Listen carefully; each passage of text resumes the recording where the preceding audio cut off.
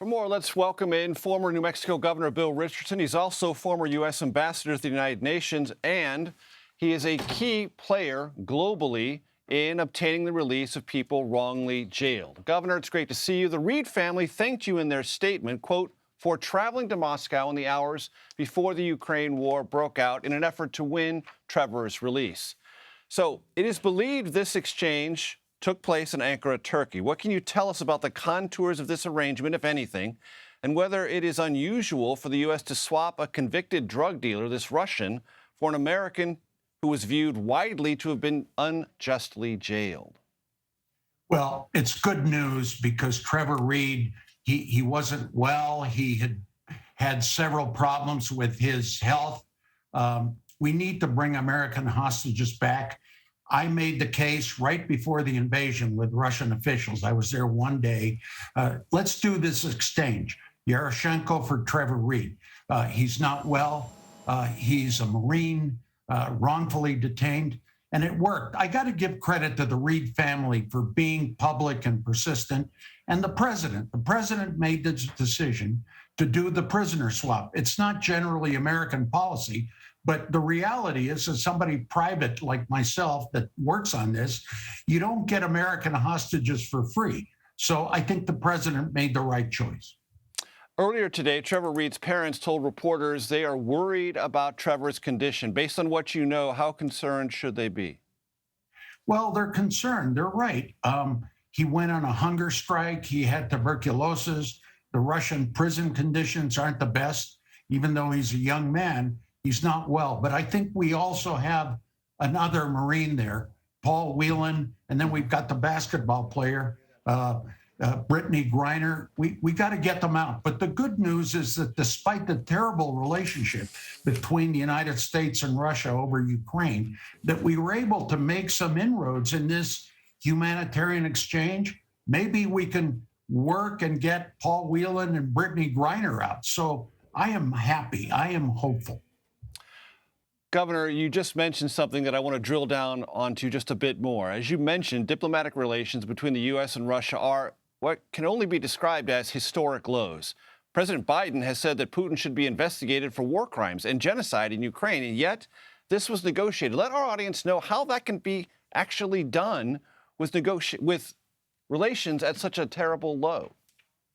Well, I think if you concentrate on humanitarian issues before the big geopolitical differences, food assistance, humanitarian aid, prisoner exchanges, maybe the Russians are sending a signal that they're ready to talk on issues. I don't know.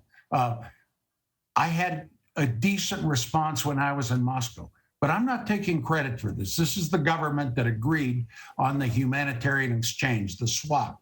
But I think we have to do that. You can't get our American hostages out for free. So we should do everything we can to get them out, including prisoner swaps.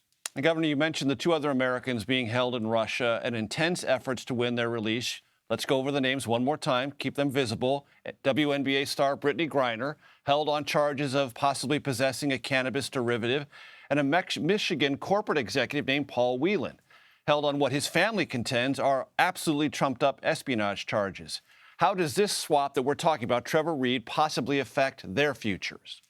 Well, it's positive because it means the Russians are ready to deal. Now, they may want to do another swap. Maybe there's other opportunities, but let's take them. Paul Whelan, a good man. He was not a spy. He's been there for years. He should come out. And Brittany Griner, she played basketball in a Russian basketball league. I don't know if the charge was made up. It probably was, but we should try to get her out too. And we're going to do that. And the government and the president, I commend the president. He did the right thing in this effort. And the State Department and our embassy in Moscow, yeah, I played a little role. I did help. But that's my role. I'm private. I don't work for the government. And sometimes private efforts like mine and others can help. Are you involved directly or indirectly with either the Whelan or Griner cases? Well, yeah, I'm trying to get them out. Yes. Okay. Yes, you are. And I'm working with the administration. Yeah, I'm trying.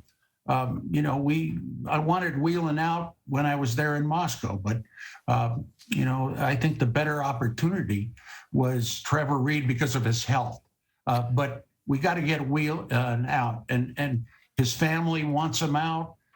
We talked to Elizabeth Whelan, his sister, and the Griner operation. We got to continue negotiating on humanitarian issues. Separate the geopolitical differences that are so heavy between the United States and Russia, especially over Ukraine. Governor, I want you to tell our audience just a bit about the top U.S. government official who traveled with Trevor Reed today. His name is Roger Carstens. He's a Trump administration holdover, a special presidential envoy for hostage affairs. Let our audience know a little bit about him.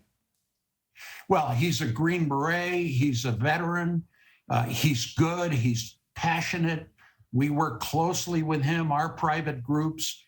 He's a good man. He's working 24 hours.